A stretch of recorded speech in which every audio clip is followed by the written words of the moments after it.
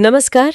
आज हम शिक्षा यानी एजुकेशन की बुनियाद पर ही एक बहुत बड़ा सवाल उठाने वाले हैं। एक ऐसा नजरिया जो कहता है कि शायद सीखने का सबसे अच्छा तरीका वो है जब कोई सिखा ही नहीं रहा हो। सुनने में अजीब लगता है ना? हाँ, ये विचार थोड़ा चौंकाने वाला तो है। और ये जो आज की चर्चा है वो शिव नारायण के एक लेख पर आधारित है। अच्छा। जिसका शीर्षक है silent teachers, how tasks replace teaching in knowledge transfer. ये तक्षशिला के रिसर्च पेज पर छपा है और ये वाकई सोचने पर मजबूर करता है कि हम सीखने और सिखाने के बारे में जो कुछ भी जानते हैं कहीं वो अधूरा तो नहीं। बिल्कुल।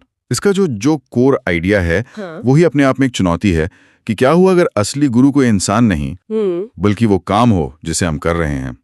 इसी को लेखक साइलेंट टीचर्स या मूक शिक्षक कहते हैं। आज हम इसी की गहराई में उतरेंगे। बिल्कुल। हम लर्नोग्राफी के इस दुनिया को समझेंगे और जानेंगे कि कैसे बोलने वाले शिक्षकों की जगह सिर्फ काम या टास्क ही ज्ञान का असली जरिया बन सकता है। और ये सिर्फ किताबी बातें नहीं है, हम देखेंगे कि ये हमारी रोजमर्रा की जिंदगी में कैसे काम करता है। ठीक है, तो फिर शुरू से शुरू करते हैं। सदियों से तो हम यही मानते आए हैं कि एक टीचर होता है, वो बोलता है, समझाता है और हम सीखते हैं। पर हम सबने ये महसूस किया है कि क्लास में जो कुछ भी पढ़ा उसका बहुत छोटा हिस्सा ही हमें असल जिंदगी में याद रहता है या काम आता है। परीक्षा के लिए रटी हुई चीजें तो परीक्षा हॉल से बाहर निकलते ही हवा हो जाती हैं। ऐसा क्यों होता है? लेख इसी क्यों का जवाब देता है। देखिए, इसके मुताबिक पारंपरिक शिक्षण में 3 बड़ी दिक्कतें हैं। 3? हाँ, जिनकी वजह से ये अक्सर फेल हो जाता है। पहली है रिएक्टेंस। ये एक मनोवैज्ञानिक सिद्धांत है। जब कोई जानकारी या ज्ञान बाहर से हमारे दिमाग पर थोपा जाता है तो दिमाग उसका विरोध करता है। बिल्कुल। वो स्वाभाविक रूप से उसका विरोध करता है। उसे लगता है कि कोई हमारी आजादी छीनकर हम पर नियंत्रण कर रहा है। अच्छा, तो जैसे कोई हमें जबरदस्ती कुछ करने को कहे तो हमारा मन ठीक उसका उल्टा करने का करता है। दिमाग ज्ञान के साथ भी कुछ ऐसा ही करता है। सिखाने की कोशिश ही सीखने में रुकावट बन सकती है। बिल्कुल सही पकड़ा, यही रिएक्टेंस है। दूसरी समस्या है बिना स्वामित्व के नकल। Imitation without ownership. हाँ, इसमें छात्र परीक्षा पास करने के लिए या टीचर को खुश करने के लिए सही जवाब देना तो सीख जाते हैं, लेकिन उस ज्ञान को कभी अपना नहीं पाते। वो बस तोते की तरह रट रहे होते हैं। हाँ, वो ज्ञान उनका अपना नहीं होता, बस उधार का होता है। ठीक है, नकल करने की आदत और दिमाग का विरोध, ये दोनों समझ में आता है। पर सबसे बड़ा सवाल तो ये है कि क्लासरूम में जो सीखा वो बाहर काम क्यों नहीं आता? हाँ, और यही तीसरी और सबसे बड़ी समस्या है, कमजोर ट्रांसफर। Fragile transfer. अच्छा, इसका मतलब है कि क्लासरूम की सुरक्षित बनाई हुई दुनिया में जो ज्ञान काम करता हुआ दिखता है वो असल दुनिया की उलझी हुई चुनौतियों के सामने बिखर जाता है। जैसी माहौल बदलता है वो ज्ञान बेकार हो जाता है। बिल्कुल, वो बहुत नाजुक होता है। और इसी बात को समझाने के लिए लेख में एक बहुत ही, मैं कहूंगी, कट्टर लाइन लिखी है। अगर किसी ज्ञान को बोलकर सिखाया जा सकता है तो इसका मतलब वो कभी असल में सीखा ही नहीं गया। ईमानदारी से कहूं तो ये लाइन पढ़कर मुझे थोड़ा झटका लगा। हाँ, ये सुनने में कठोर लगता है, पर इसका मतलब शिक्षकों का अपमान करना नहीं है। तो फिर? इसका गहरा मतलब ये है कि जो ज्ञान सिर्फ सुनने से आ जाए वो सतही है। असली सीखना तब होता है जब हम उस ज्ञान के साथ यूं समझिए कि संघर्ष करते हैं, उससे जूझते हैं। जो चीज आसानी से मिलती है उसकी कीमत नहीं होती। दिमाग के लिए भी यही सच है। ठीक है, तो अगर बोलने वाले शिक्षक एक तरह की समस्या है तो इसका हल क्या है? यहीं पर साइलेंट टीचर्स का कॉन्सेप्ट आता है ना। हाँ, साइलेंट टीचर्स यानी मूक शिक्षक। ये वो शिक्षक हैं जो बोलते नहीं बल्कि करवाते हैं। जैसे साइकिल चलाना? सबसे अच्छा उदाहरण। कोई कितना भी लंबा लेक्चर दे दे कि बैलेंस कैसे बनाना है, आप सीख नहीं सकते। असली शिक्षक तो वो साइकिल खुद है। जब आप उस पर बैठते हैं, लड़खड़ाते हैं, गिरते हैं, तो वो साइकिल आपको सिखाती है। और इसमें कोई लेक्चर नहीं होता, बस सीधा अनुभव। बिल्कुल। यहाँ साइलेंट टीचर्स को ठीक से समझना जरूरी है।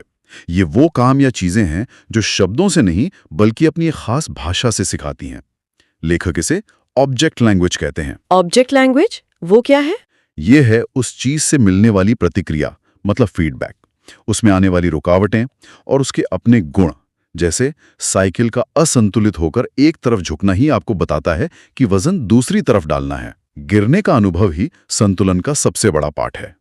ये सीधे उस सिद्धांत से जुड़ता है जो लेख में है। सीखना सुनना नहीं बल्कि करना है। Learning is working, not listening. हाँ, लेकिन सिर्फ काम करने से तो नहीं होगा। काम को इस तरह से डिजाइन भी तो करना होगा कि उससे सीखा जा सके। और यहीं पर इस पूरी थ्योरी का सबसे मजेदार हिस्सा आता है, जिसे टास्क फॉर्मेटर कहा गया है। लेख में इसे ज्ञान हस्तांतरण का छठा आयाम कहा गया है। छठा आयाम, इसका क्या मतलब हुआ?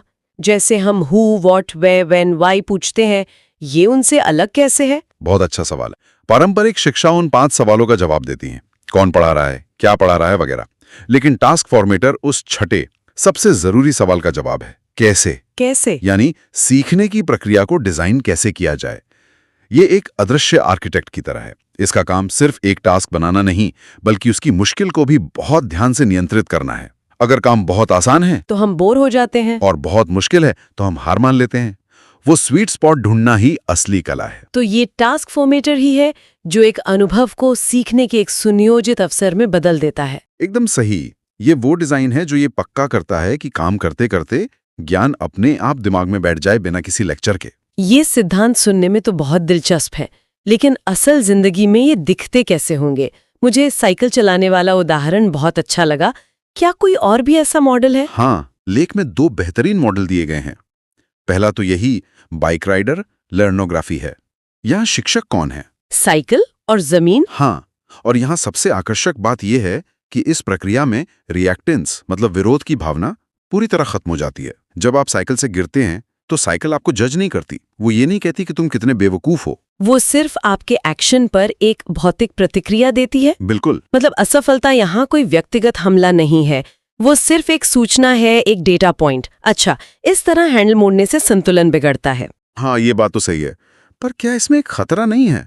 मतलब बिना किसी शुरुआती मार्गदर्शन के कोई बुरी आदत भी तो सीख सकता है, जिसे बाद में सुधारना बहुत मुश्किल हो। बहुत जरूरी सवाल है। जैसे गलत तरीके से पैडल मारना। और यहीं एक अच्छे टास्क फॉर्मेटर की भूमिका आती है। एक अच्छा डिजाइन शायद आपको पहले एक ऐसी छोटी साइकिल देगा जिसमें पेडल ही ना हो, ताकि आप सिर्फ बैलेंस करना सीखें। फिर धीरे धीरे मुश्किल बढ़ाई जाएगी। हाँ, पर 99% सीखना आपके और साइकिल के बीच ही होगा। और इसी वजह से ज्ञान इतना गहरा होता है। एक बार साइकिल चलाना सीख लिया तो जीवन भर नहीं भूलते। अब दूसरे मॉडल पर आते हैं, जो है ज्ञानोपीठ लर्नोग्राफी। यहाँ किताब ही परम शिक्षक है। एक ऐसी स्थिति की कल्पना कीजिए जहाँ कोई लेक्चरर नहीं है जो आपको किताब का मतलब समझाए। हाँ, पाठक को सीधे किताब से जूझना पड़ता है। उसे किताब के तर्कों से संघर्ष करना पड़ता है, सवाल करने पड़ते हैं और खुद अर्थ का निर्माण करना पड़ता है। लेकिन क्या ये तरीका हर किसी के लिए काम करता है? कुछ बहुत मुश्किल किताबें होती हैं। क्या एक अच्छा टीचर वहां जरूरी नहीं होगा ताकि हम रास्ता ही ना भटक जाएं? ये इसकी एक जायज आलोचना हो सकती है। ये मॉडल शायद हर किताब या हर छात्र के लिए नहीं है, लेकिन ये इस बात पे जोर देता है कि सीखने की प्रक्रिया असल में वो संघर्षी है। जब कोई शिक्षक मतलब समझा देता है तो वो इस संघर्ष को छीन लेता है और सीखने की प्रक्रिया को कमजोर कर देता है। अच्छा, यहाँ किताब की जो संरचना है, उसके अध्याय, उसका तर्क का प्रवाह, वही टास्क फॉर्मेटर का काम करती है। तो दोनों ही मामलों में, चाहे साइकिल हो या किताब, सीखने वाला सीधे वास्तविकता के साथ बातचीत कर रहा है, किसी बिचौलिए यानी टीचर के जरिए नहीं। यही इसका मूल मंत्र है।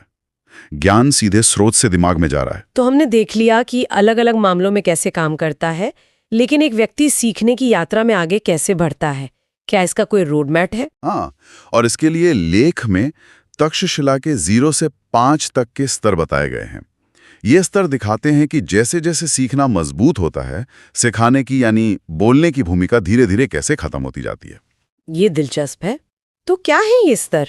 स्तर 0 और 1 पर सीखने वाला पूरी तरह बोलने वाले शिक्षक पर निर्भर होता है, पारंपरिक क्लासरूम जैसा। हाँ, लेकिन असली बदलाव आता है स्तर 2 पर। यहाँ सीखने वाला लक्ष्य उन्मुख कार्य यानी goal oriented task operation GOT करने लगता है। GOT, ये वो पल है जब ट्रेनिंग व्हील्स हट जाते हैं। हाँ, कह सकते हैं। अब उसे एक लक्ष्य दिया जाता है और वो उसे पूरा करने के लिए काम करता है। यहाँ टास्क ही मुख्य शिक्षक बन जाता है और इंसान शिक्षक की भूमिका कम होने लगती है। फीडबैक सीधे काम से मिलता है, शिक्षक से नहीं। और इसके बाद की यात्रा और भी रोमांचक है। स्तर 3 पर सीखने वाला ज्ञान ट्रांसफॉर्मर बन जाता है। मतलब वो एक जगह सीखे हुए सिद्धांत को दूसरी बिल्कुल अलग जगह पर लागू करना सीख जाता है। जैसे साइकिल चलाने में सीखा गया संतुलन का सिद्धांत स्केटिंग में भी काम आता है। और स्तर 4 पर वो सिर्फ ज्ञान का इस्तेमाल नहीं करता, बल्कि वो टास्क आर्किटेक्ट बन जाता है।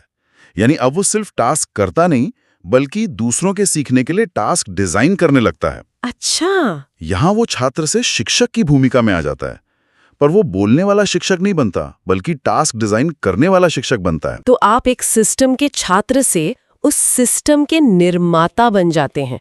और आखिरी स्तर जो शिखर है, स्तर 5, ये वो स्तर है जहां सिखाने वाला कोई नहीं होता। सीखने वाला अब एक शोधकर्ता, एक अन्वेषक बन जाता है। वो खुद नए टास्क बनाकर नया ज्ञान पैदा करता है। इन स्तरों का सार यही है, जैसे जैसे सीखना परिपक्व होता है, शिक्षण फीका पड़ जाता है। एक मिनट, तो अगर शिक्षक की भूमिका टास्क डिजाइनर की है, तो क्या वो क्लास में मौजूद भी नहीं रहेगा? मैं एक ऐसे क्लासरूम की कल्पना करने की कोशिश कर रही हूँ जहाँ शिक्षक बोल नहीं रहा, बस देख रहा है। ये थोड़ा अजीब लगता है। इस मॉडल को अपनाएं तो हमारे स्कूल और कॉलेज असल में दिखेंगे कैसे? ये एक बहुत बड़ा सवाल है और लेख के अंत में इसी बदलाव की बात की गई है।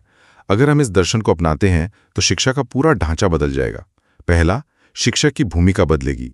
शिक्षक लेक्चरर नहीं बल्कि टास्क डिजाइनर और सीखने के माहौल के क्यूरेटर बनेंगे।